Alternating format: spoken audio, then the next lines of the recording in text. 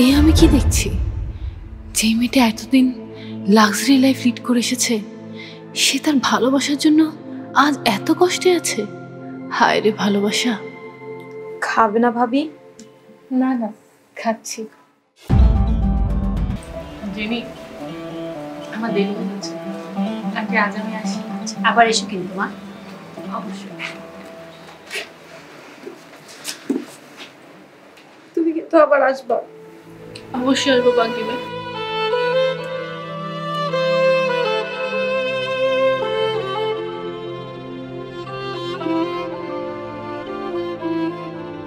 এই যে দেখো, তরি তরকারি মাছ সবকিছু নিয়ে এসেছি। ভাবি যেভাবে খেতে পছন্দ করে ওইভাবে রান্না করবে। ভাবি তো চলে গেছে। কি? ভাবি চলে গেছে মানে? বাসায় কিছু বলে আসেনি তো, এই জন্য চলে গেছে। আবার আসবে। এটা তুমি কি বললে জানি? এই প্রথম ভাবি আমাদের বাসায় আসলো, আর এইভাবে কোনো কিছু না খেয়ে খালি মুখে চলে গেল। ভাত খেয়ে গেছে। ভাত খেয়ে গেছে মানে? বাসায় তো বাজার সদাই কিছুই ছিল না। আলু ভর্তা ছিল, ওইটা দিয়েই খেয়ে গেছে। এটা তুমি কি করছো জানি? ভাবিকে তুমি আলু ভর্তা দিয়ে ভাত খাওয়াইছো? তুমি শান্ত হও, ভাবি কিচ্ছু মনে করবে না, উনি অনেক ভালো। জানো, আমার না অনেক লজ্জা লাগছে, নিজের কাছে নিজেকে অনেক ছোট মনে হচ্ছে। এত ভেবো না তো, তাও এগুলো আমার কাছে দাও। যাও তুমি ফ্রেশ হয়ে নাও, তোমার না কাজ আছে? হ্যাঁ, আমার অনেক দেরি হয়ে গেছে, আমি যাই, তাড়াতাড়ি গিয়ে ফ্রেশ হয়ে নিই। হ্যাঁ যাও।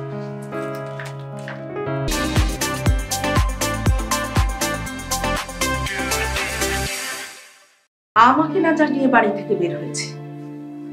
আই, তুই কি সত্যি জানিস না বৌমা কোথায় গেছে? ও মোর খোদা, মুই কে এবারে সিসি ক্যামেরা নাকি কে কমে যাইবে না যাইবে হেয়ার খোঁজ খবর মোর রাখতে হইবে। গলার আওয়াজ নামিয়ে কথা বল। দাঁড়াও। জি মা। কোথায় গিয়েছিলে? ফ্রেন্ডের বাসায় গিয়েছিলাম মা। ফ্রেন্ডের বাসায় গিয়েছিলে নাকি জেনির বাসায় গিয়েছিলে? খালাম মাঝে কি কর, ভাবি বাড়িতে জীবনও যাইবে না। তুই কিভাবে বুঝলি? মুই ওই যে বরিশাইলাম মাইয়া, মুই মানুষের ক্ষমা দেখলে কয়ে দিতে পারি। একদম চুপ। তোকে কতদিন বলেছি আমার কথার মাঝে কখনো কথা ঢুকাবি না। মুই অত কিছু বুঝি না, মোর যেই কথার মধ্যে ঢোকা লাগবে মুই অটোমেটিকলি ঢুকে যাবো। আপনি মোর মুখে তালা দিয়ে আটকায় রাখতে পারবেন না। মিনা, তোকে কিন্তু আমি এবার বাসা থেকে বের করে দেব। বাসা থেকে বাই করে দিলে কি মুই কানবো? মুই অন্য বাড়িতে কাম করবো? এটা কি মোর বাপ দাদার বাড়ি নাই? কি কন ভাবি? তুমি চুপ করো তো মা। আমি জেনে শ্বশুর বাড়িতে গিয়েছিলাম। কেন গিয়েছিলে? মা, আমি কেন গিয়েছিলাম সেটা আপনি খুব ভালো মতোই জানেন। স্টুপিডের মতো কথা বলবে না বৌমা। খালাম্মা, স্টুপিড মানে কি? হে না মোরে একদিন কইছিল। যা এখান থেকে। সব জাল তো খালি মোর উপর দিয়ে উড়াতে পারবেন, অন্য কারো লগে তার পারবেন না। মুইও ভালো কোনো বাড়িতে কাম পাইলে এই বাড়িতে কামই করবো না।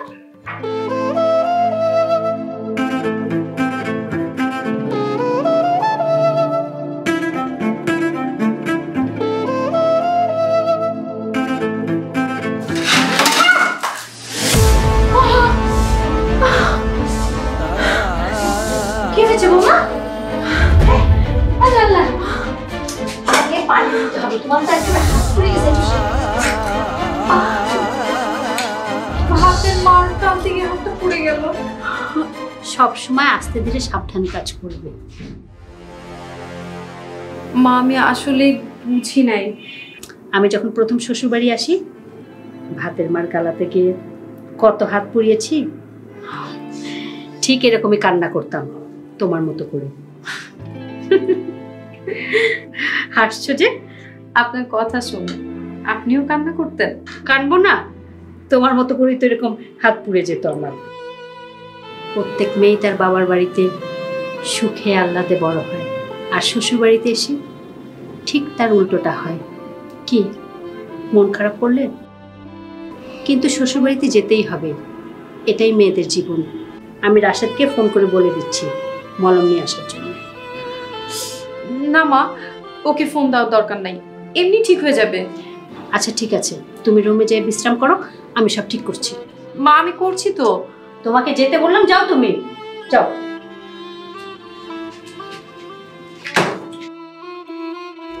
ভাবি আসবো? আরে রাইসা, আসো। এই রুমে আসলে তোমার আবার বলে আসা লাগে? ভাবি, তোমার নাকি হাত পুড়েছে? মা বলেছে। হ্যাঁ, দেখি কতক্ষণই পড়েছে। ইস, এতখানি পুড়ে গেছে। একটু সাবধানে কাজ করতে পারো না ভাবি? এতটা যে পুড়েছে ভাইয়া কি জানে? তোমার ভাইয়া যদি জানে অফিসের সব কাজ ফেলে চলে আসবে। তাই বলে জানাবে না? আমি এখনই ফোন করে বলে দিচ্ছি।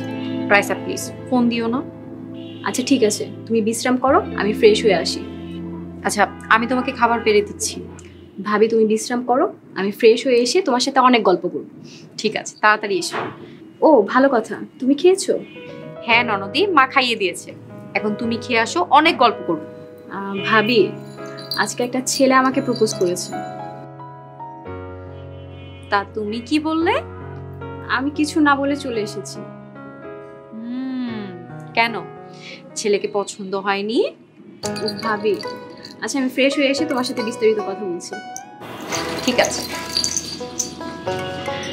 পাগলি মেয়ে একটা।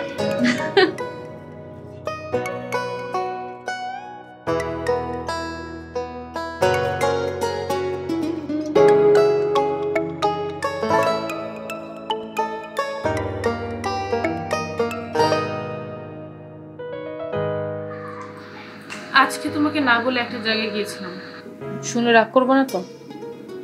রাগ করার কি আছে? কোথায় গিয়েছিলে? জেনির বাসায় গিয়েছিলাম। ও, রাগ করেছো? রাগ করিনি, কিন্তু তোমার ওখানে যাওয়াটা ঠিক হয়নি। আমরা সবাই যদি রাগ করে থাকি তাহলে কিভাবে চলবে বলো? তা অবশ্য ঠিকই বলেছ। তা থাক না ওরা ওদের মতো কয়েকটা দিন। এদিকে মা আরেক পাগলামি শুরু করে দিয়েছে। আবার কি শুরু করেছে? মনিকে বিয়ে দিতে যাচ্ছে, কালকে নাকি পাত্রপক্ষকে আসতে বলেছে। উর্মি, আমি সংসারে বড় ছেলে হলেও মায়ের কথার উপর কথা বলার মতো সাহস আমার নাই। তাই বলে কি অন্যায় প্রতিবাদ করবো না রাফি? একটা বাচ্চা মেয়েকে জোর করে বিয়ে দিয়ে দিচ্ছে আর তুমি কিছুই বলবো না? মা যেটা ভালো মনে করে সেটাই করবে। চলো চলো আমরা ঘুমাই। তুমি যাও, আমার ঘুম আসছে না। আচ্ছা, কি এত টেনশন করছো তুমি? জেনির কথা ভাবছি।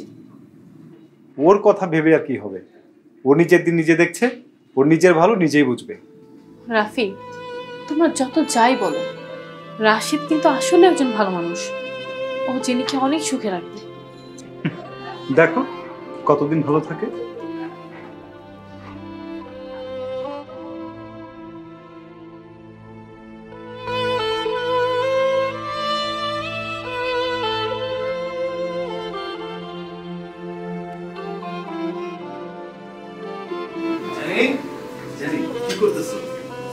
তুমি এত দেরি করে আসলে কেন?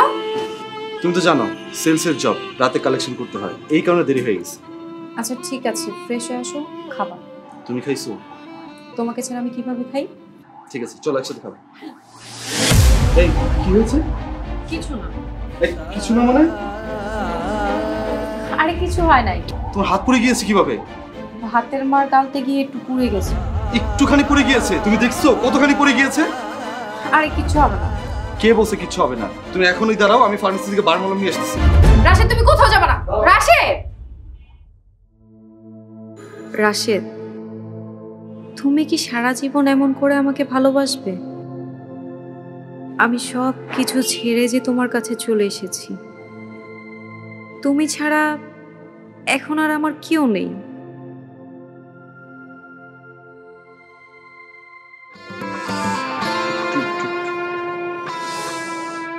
আচ্ছা এত রাত করে যাওয়ার দরকার কি ছিল? তোমার হাত পুড়ে গিয়েছে, আমি যাব না? তাই বলে এত রাত্রে? সারাদিন অফিসে তুমি কত কষ্ট করে তারপর আসছো। জানি শোনো, তুমি তোমার রাজপ্রাসাদ ছেড়ে তুমি এই গরিবের বাড়িতে আসছো। আমি তো তোমার জন্য কোনো কিছুই করতে পারছি না। তুমি এইসব কথা কেন বলতেছো? আমি তো তোমার পরিবারে অনেক হ্যাপি আছি। তুমি যতই বলো, কিন্তু আমার মনটা মানতেছে না। আমার মনে হচ্ছে আমি অন্যায় করে ফেলেছি। আমার এই পরিবারে তোমাকে আনাটা ঠিক হয়নি। রাশেদ, এইসব কথা বললে কিন্তু আমি চলে যাব। তোমাকে যেতে দিলে না তুমি চলে যাবে। কি করবে? বেঁধে রাখবে? জি, আপনাকে মায়ার বাঁধনে আমি বেঁধে রাখবো। এত সহজে আমি আপনাকে যেতে দিব না। এখন লক্ষ্মীমের মতো চুপ করে থাকো আর আমাকে মলমটা লাগিয়ে দিতে হবে প্লিজ। চলতেছে তো। আর বাবা বুঝতেছি তো জ্বলতেছে, তুমি একটু চুপ করে বসো, সব ঠিক হয়ে যাবে। চুপ করে বসে থাকলে তার হবে না, তোমাকে খাবার দিতে হবে। ছাড়ো। শুনেন, খাবার নিয়ে আপনার চিন্তা করতে হবে না, আমি ফ্রেশ হব, তারপর আপনার জন্য একটা সারপ্রাইজ আছে। বুঝছেন? কি সারপ্রাইজ?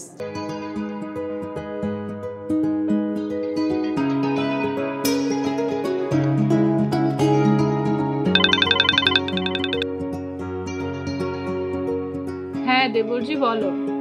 কেমন আছো ভাবি? ভালো আছি, তুমি কেমন আছো? না, ভালো নেই, রাতে একদম ঘুমাতে পারছি না।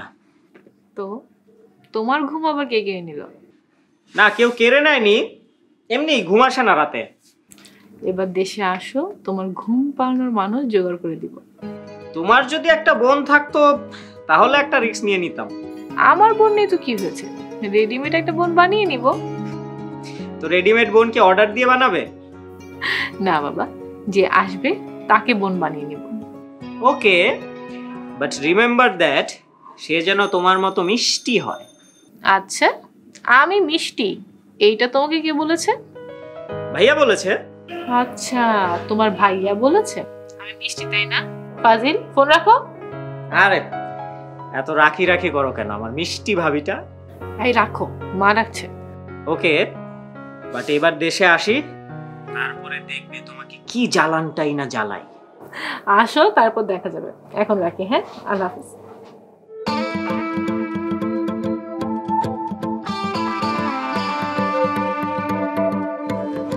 এই যে সারপ্রাইজ, আমার বইয়ের জন্য স্পেশাল কাচ্চি বিরিয়ানি। তুমি এত টাকা খরচ করে বিরিয়ানি আনলে?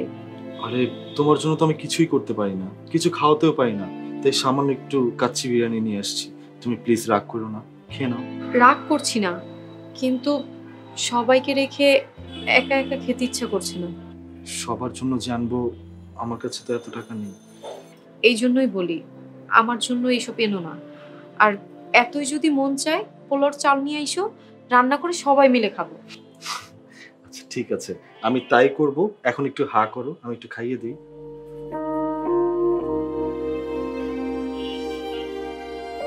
হ্যাঁ, নাও।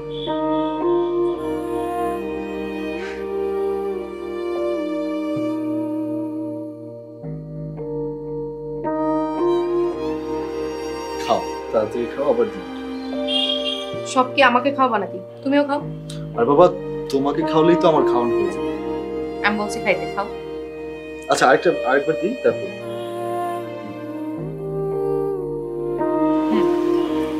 নিচ্ছি, নিচ্ছি।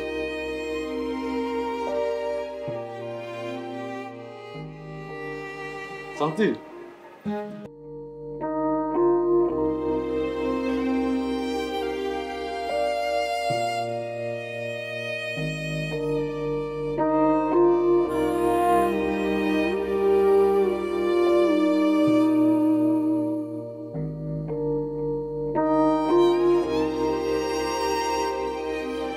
হে আল্লাহ, আপনি আমার আব্বা আম্মা সহ সকলকে ভালো রাখেন।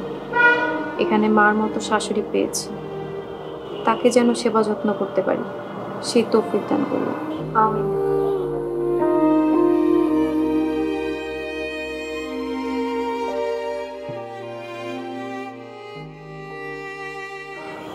তোমার নামাজ পড়া হয়েছে? হয়েছে। তুমি নামাজ পড়েছো? আলহামদুলিল্লাহ, পড়েছি। চলো একটু বাইরে থেকে হেঁটে আসি। মা যদি কিছু বলে? আমার সাথে গেলে মা কিছু বলবে না। তারপরেও মার অনুমতি ছাড়া যাওয়াটা ঠিক হবে না। আচ্ছা ঠিক আছে, তাহলে মাকে বলে আসো। বয়স্ক মানুষ, একটু আগে নামাজ পড়ে ঘুমিয়েছে, সাত সকালবেলা তাকে বিরক্ত করাটা ঠিক হবে না। বরং তুমি যাও। থাক, তাহলে আমিও যাব না।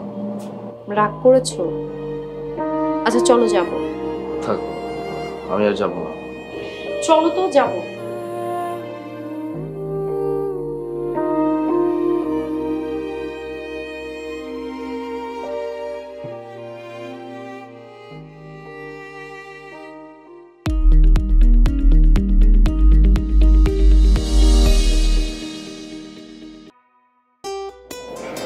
জেনি, সকালের আবহাওয়ার মতো জীবনটা যদি এরকম সতেজ হতো।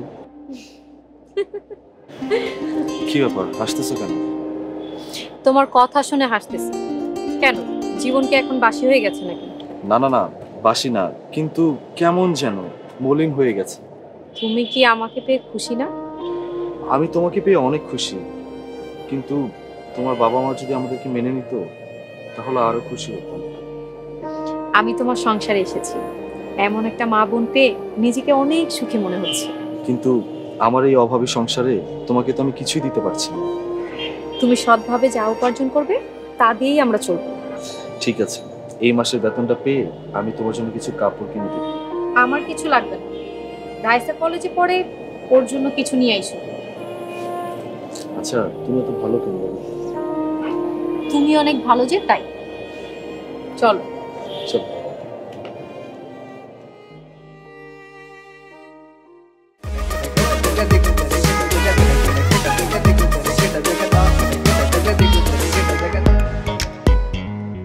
হ্যাঁ ভাইয়া বলো। তুই কি কাজটা ঠিক করেছিস? ঠিক ঠিক জানি না, ভুল করেছি, মাফ করে দাও। মাপ চাইতে হলে মায়ের কাছে চা, আমার কাছে কি? মার কাছে মাফ চেয়ে লাভ নেই, সে কোনোদিনও মাফ করবে না, বাসা থেকে বের করে দিছে। যত যাই বলিস, তুই কিন্তু কাজটা খুবই খারাপ করেছিস। আমি এটা কোনোভাবেই মানতে পারছি না। এখন ভুল করেছি, কি আর করব, মাফ করে দাও, আর কখনো করব না। আমি দেশে আসি, তারপরে মারবো তোকে। যাই হোক, বিয়ে যখন করেই ফেলেছিস তখন কি আর করার। শ্বশুর বাড়ির সবার মন জুগিয়ে চলার চেষ্টা করিস। দোয়া করিস ভাইয়া। আচ্ছা, তোমার বেআইন আমার ননদ সামনে বসা, কথা বলবা? ঠিক আছে, দে কথা বলি। হ্যালো।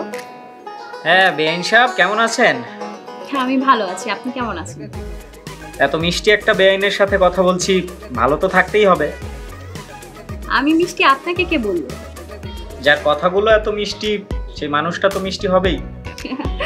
ঠিক আছে বিয়াই, রাখি, পরে কথা হবে, আপনি ভাবির সাথে কথা বলেন। আচ্ছা ভাইয়া, রাখি, কাজ আছে।